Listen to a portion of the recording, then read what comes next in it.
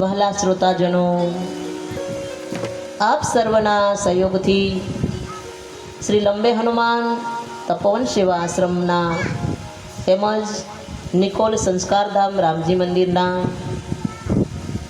બંને શાખાના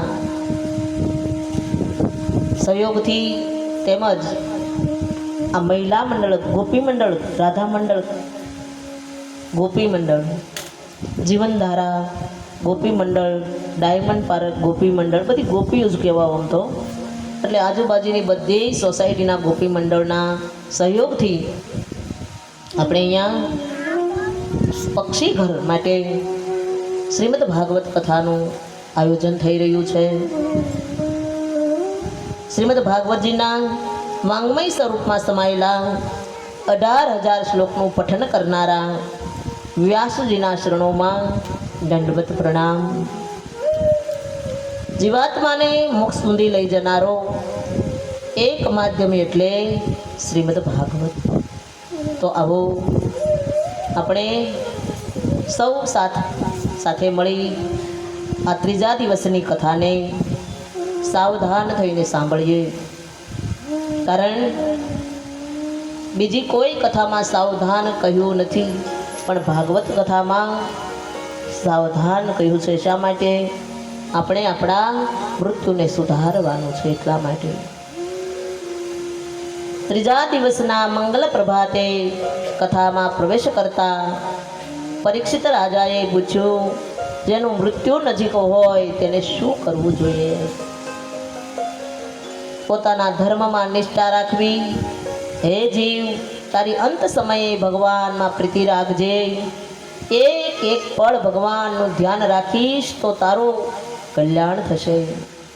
જિંદગીમાં હંમેશા પૈસાની પાછળ ના પડતા. ક્યારેક ક્યારેક જિંદગીના સોંપડાને તપાસજો.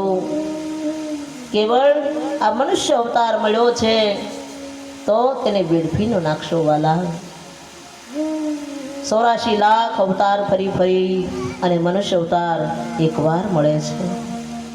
કેટલું જીવા એ આપણને ખબર છે, પણ કેટલું જીવવાનું છે તેની આપણને ખબર નથી.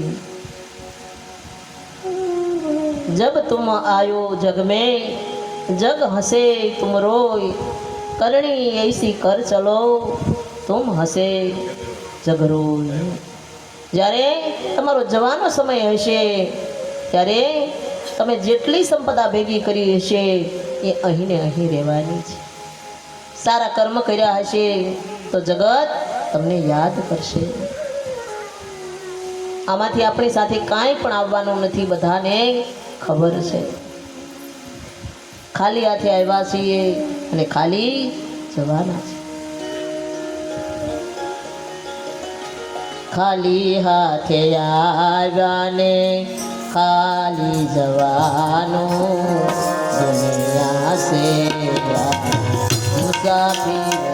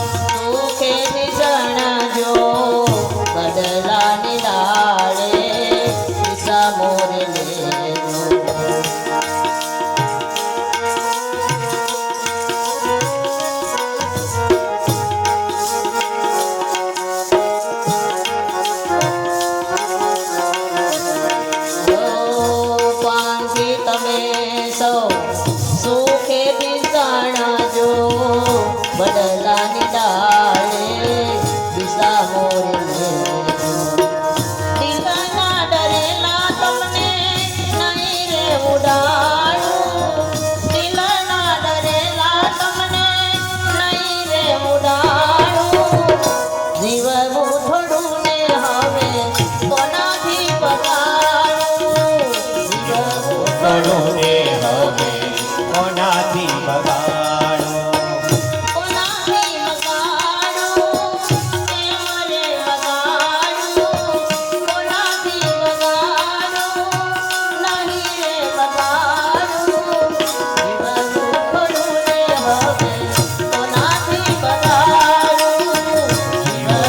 કોને હવે કોનાને બગાડું કોને હવે કોનાને બગાડું કોને હવે કોનાને બગાડું.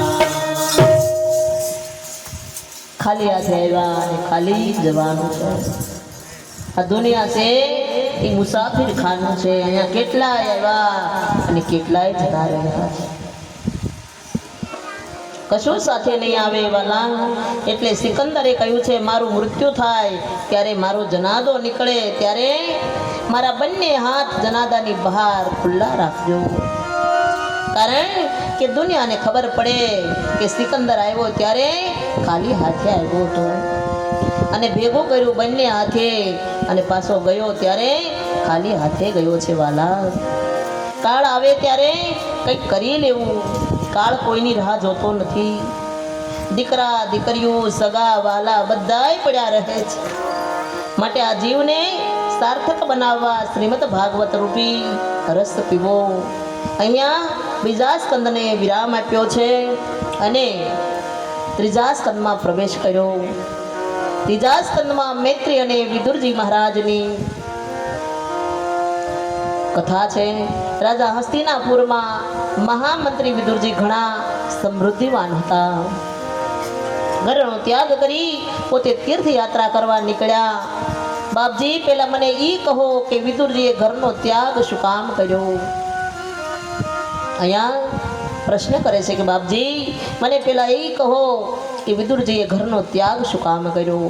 તો કહે છે રાજા એમાં એવું બન્યું કે કૌરવ અને પાંડવો જુગાર રમ્યા. એમાં કૌરવો જીત્યા અને પાંડવો હારી ગયા છે.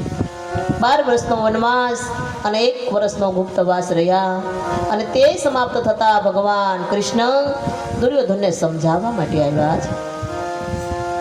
હે દુર્યોધન, પાંડવના ભાગનો હિસ્સો તું આપી દે. પરંતુ દુર્યોધન 1નો 2નો થયો. દુર્યોધન કહે પાંડવોને હિસ્સો તો શું પણ 100ની અણી જેટલી જગ્યા પણ નહીં આપું. બહુ સમજાવ્યો પણ તે માન્યો નથી. કર્મના જેવા કર્મ કરો તેવું ફળ જરૂર મળશે. પણ કર્મ કરતા પહેલા થોડો ભગવાનનો ઈશ્વરનો ડર રાખજો. કારણ કર્મ સતરાયું કરો કે સાનું કરો એ તો ભગવાનને ખબર જ છે. ત્યાર પછી વિદુરજી મહારાજ દુર્યોધનને સમજાવે છે પણ તે ન સમજો. અંતે વિદુરજી મહારાજ નીકળી જાય છે.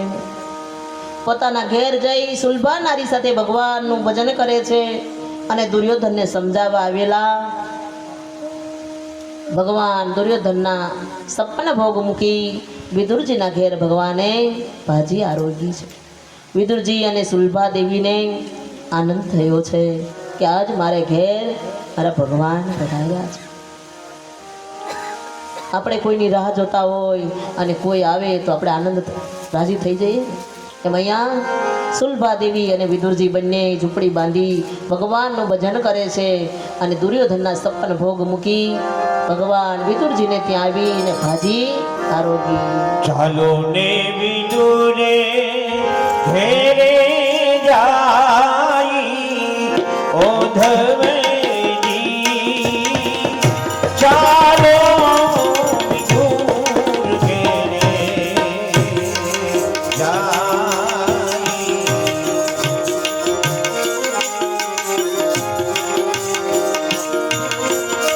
બંટીનો રોટલો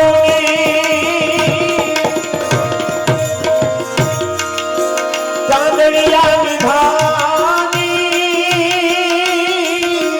બંટીનો રોટલો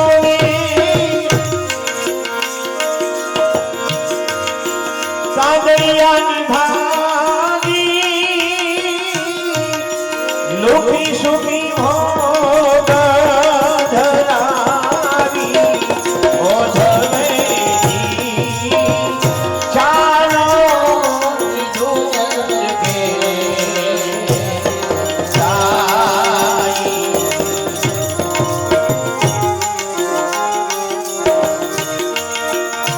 ચાલો ઊંચા નહીં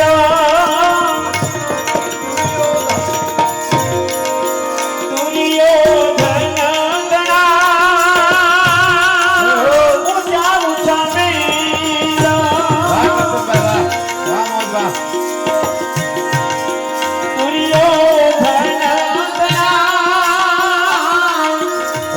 ભાર સુખ નભાઈ ઓઢવેલી ચાલો દૂર ઘેરે જાય ચાલો દેવી દૂરે ઘેરે જાય ઓઢવેલી ચાલો દૂર ઘેરે